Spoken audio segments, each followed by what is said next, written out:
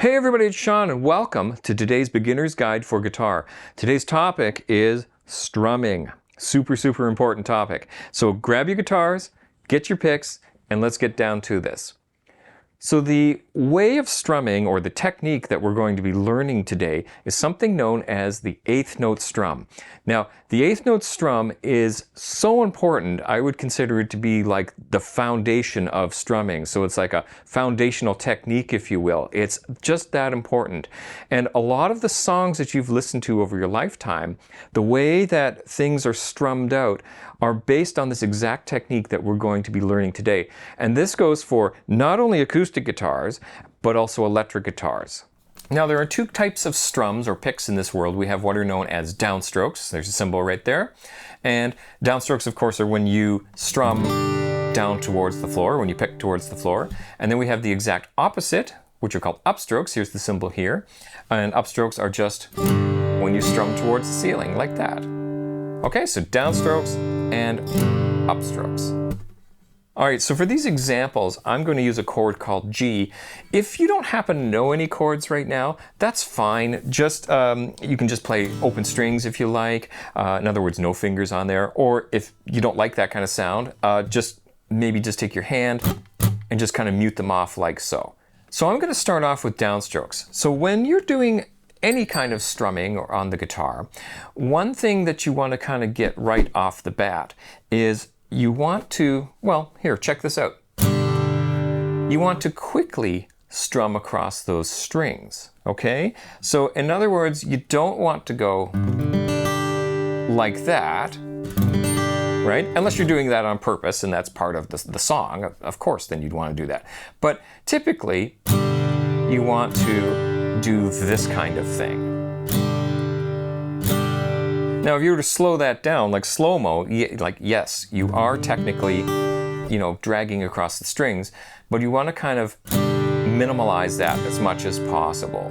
Okay, and the same goes for the upstrokes.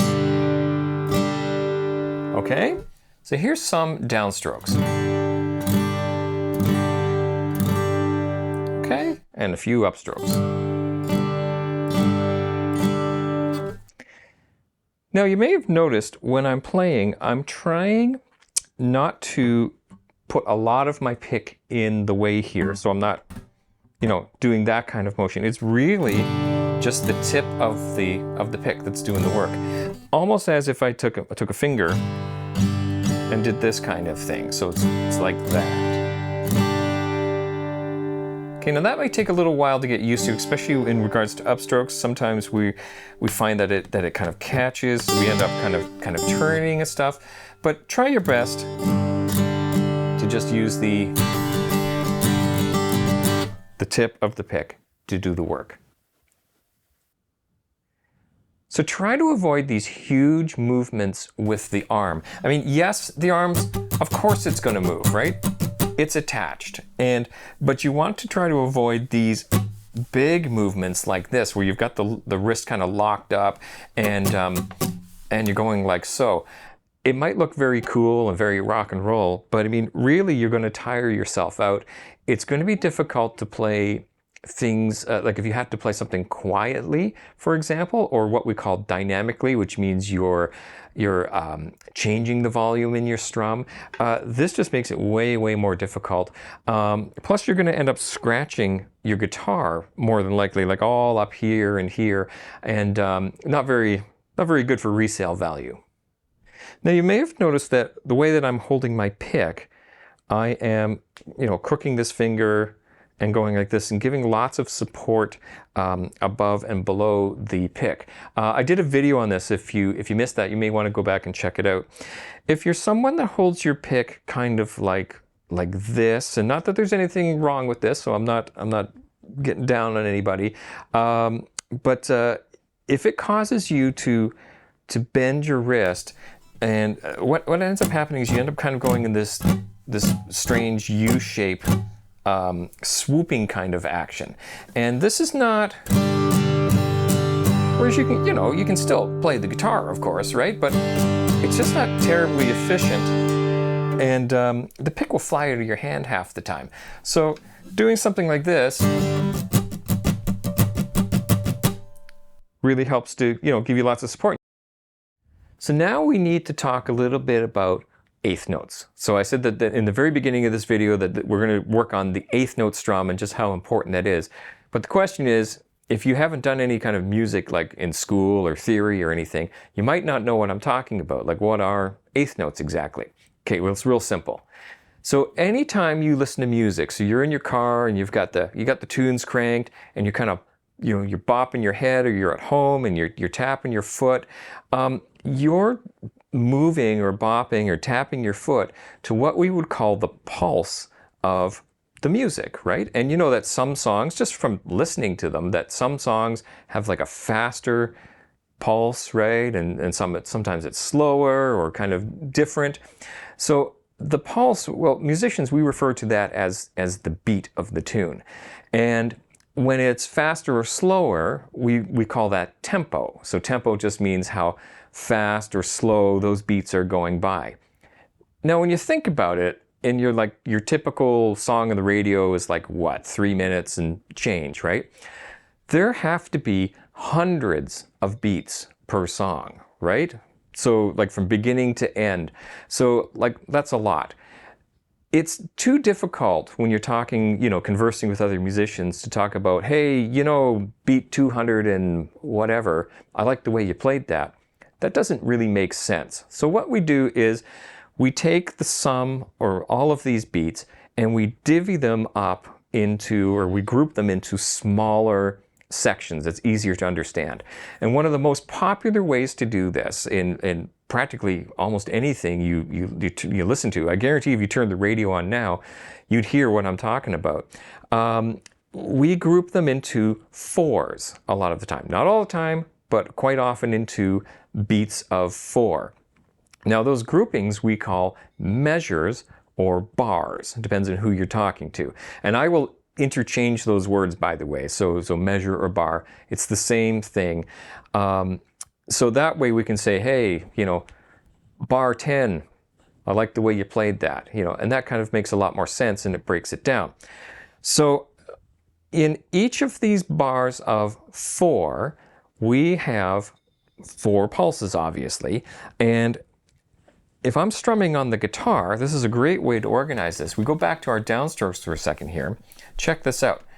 1, 2, 3, 4. So I just played 1 bar of 4. Now, if we want to get a little bit more technical, we refer to this as 4/4 time, okay? Or a grouping of 4. Same kind of thing.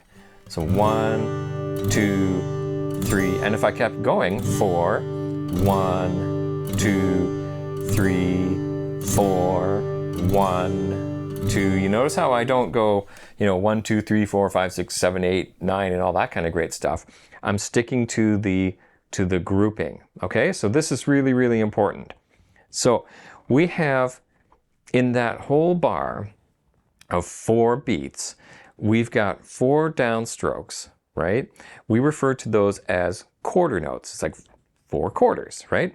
So 1, 2, 3, 4. So beat 1, beat 2, beat 3, and beat 4, okay? And I was using downstrokes. Now you can do the same thing with upstrokes as well. But check this out.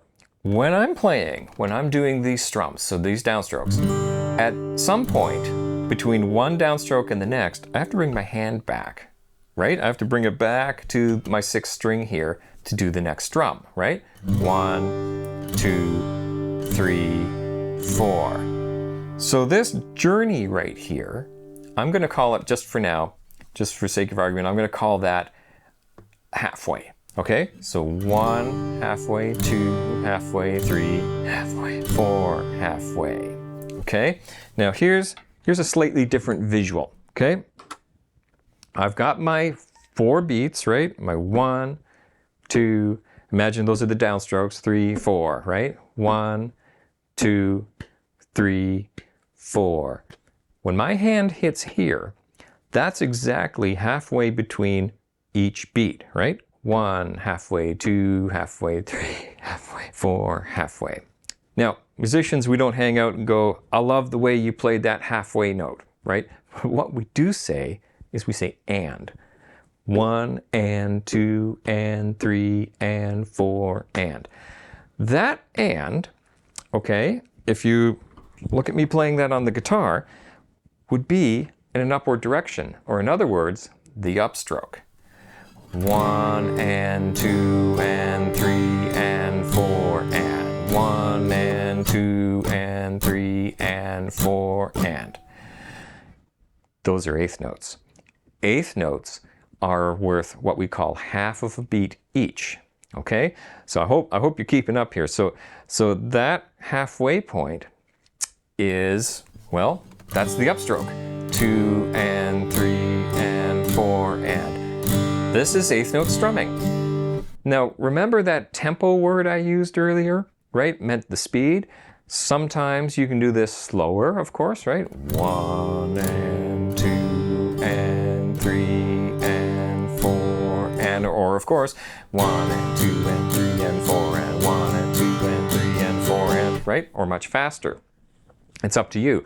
Now, in the beginning, of course, you're going to want to go slow to kind of get used to this and all that kind of great stuff. But hey, there it is, my friend. That is the eighth note strum. So that is a huge, huge, huge part of strumming on the guitar. So what would I do if I were you? I would practice exactly this. Just sitting there, getting used to this sensation of going down and up and trying to make it as even as you possibly can. Okay? It's early in the game. This is the beginning of this kind of thing. It's never going to be perfect. Okay? So don't worry about that aspect, but just get this kind of going on. Okay? And that's it. Have fun with that. I'm going to expand on this big time in the next videos. And good luck. Please like and comment. And I look forward to seeing you next time.